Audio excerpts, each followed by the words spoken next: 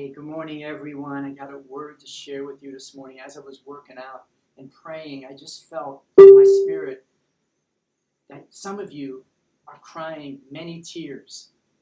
And I just feel that this message needs to be spoken to you to encourage you and give you hope. And because the bottom line is, guys, throughout life, there'll be many reasons to shed tears.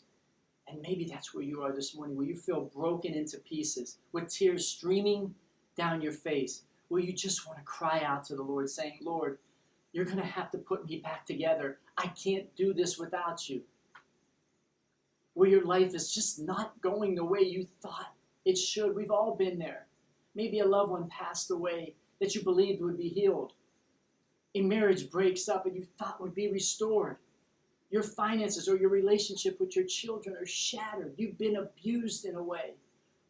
You know, Job felt this way too. In Job 17:11, he says, my days are over, my hopes have disappeared, my heart's desire is broken. This is definitely not a comfortable place to be at. You may not feel like picking up this book and reading it. You may not even feel like praying. But when you look to Jesus to heal your brokenness, it's the safest place to dwell during very difficult seasons of your life. You know, the word reminds us in Psalm 34:18, the Message translation, if your heart is broken, you'll find God right there. If you kicked in the gut, he will help you catch your breath. If all you can do is cry out to the Lord for help, then do it. David did it. He prayed this psalm in Psalm 56:8. It's one of my favorite passages. Shows the love and compassion of God. You keep track of all my sorrows. You collected all your tears in a bottle. You have recorded each one in your book.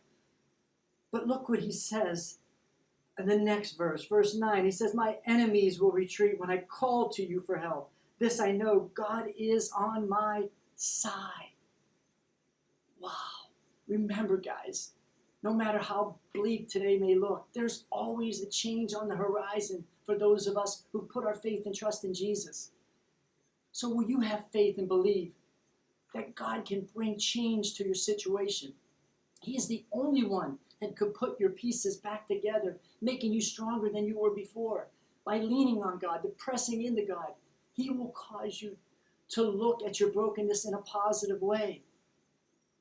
If this is where you are today, begin to pray, and the Lord will do it again. He will turn your negative into the positive. And you could be encouraged by these words. One of my favorite scriptures in Isaiah 61:3. He will give a crown of beauty for ashes, a joyous blessing instead of mourning, festive praise instead of despair. Well, guys, I just really felt strong in my spirit that some of you need to hear that. If this does speak to you, if it ministers your heart, please share this video. I hope you have an awesome day. Know that I love you guys and I'm praying for you.